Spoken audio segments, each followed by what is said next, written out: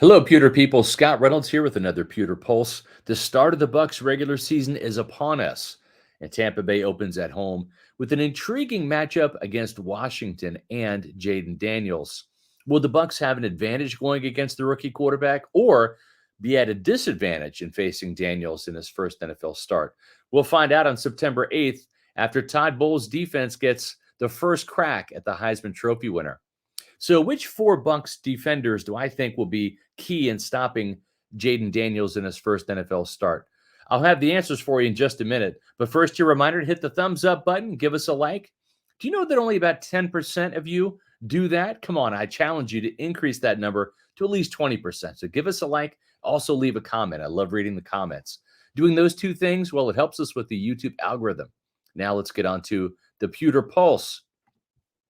I want to be clear that I don't have any insight into Todd Bowles' week one defensive game plan, so I'm not giving away any information that could hurt Tampa Bay's defense or harm the Bucs' chances of winning.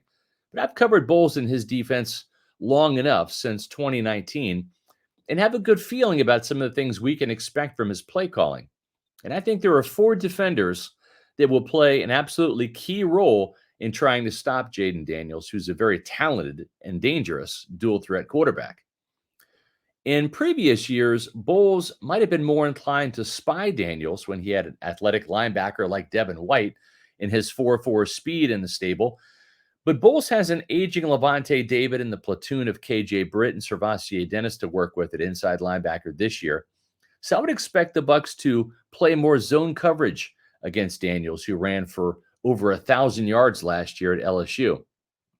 You see, the problem in playing man coverage against mobile quarterbacks like Daniels is that the defenders' backs are to the quarterback in coverage. And if Daniels were to break the pocket and find an escape lane, it could be off to the races for a big gain. That's why spot dropping the linebackers might be the way to help prevent any breakout runs by Daniels and properly defend the second level of the defense, as the linebackers will have their eyes on the quarterback and the line of scrimmage in that situation. Again, I'm not revealing the Bucs game plan at all. Washington offensive coordinator Cliff Kingsbury has to anticipate this coming too. So which four Bucs defenders are key to stopping Daniels? It starts up front with the fastest defensive lineman in Calijah Kancey. Not only does Kancey have the speed to disrupt the pocket and immediately penetrate the backfield, he also has the speed to track Daniels down and actually bring him down. There will be plenty of defenders that almost sack Daniels this year, but only the fastest ones will truly get him on the ground. The second Tampa Bay defender is YaYa Diaby. The fastest outside linebacker in Tampa Bay is coming off of a high ankle sprain, but is expected to return to practice and play in the season opener after missing the preseason. And not only does Diaby have the speed and power to get Daniels off the edge, but he has the burst to cut off the sideline on his side of the field and the athleticism to chase Daniels down from the backside of the play, too. If for some reason Diaby can't go in week one, Joe Tryon-Shoyinka is the next edge defender that must step up in that manner for Tampa Bay. The third Bucs defender is Jordan Whitehead. One of the ways Todd Bowles can torment rookie quarterbacks is not just with exotic pressure packages, but also with disguised coverages. Now, the Bucs have Whitehead back in the fold this year at strong safety, so expect the number of busted coverages and miscommunication in the secondary to be greatly reduced as a result. Tampa Bay failed to replace Jordan Whitehead with the likes of Mike Edwards, Logan Ryan, and Keanu Neal, and Ryan Neal over the past 2 years, and it showed. Aside from being a great communicator, Whitehead is a playmaker in the box who can stuff the run, blitz off the edge in the slot, and perhaps even spy Jayden Daniels. Having a pro like Whitehead back there in the secondary will allow Bowles to get in his bag with some fun stuff on defense this year, because Whitehead's on the same veteran level that Levante David and Antoine Winfield Jr. are when it comes to knowing the ins and outs of Todd Bowles' defensive scheme.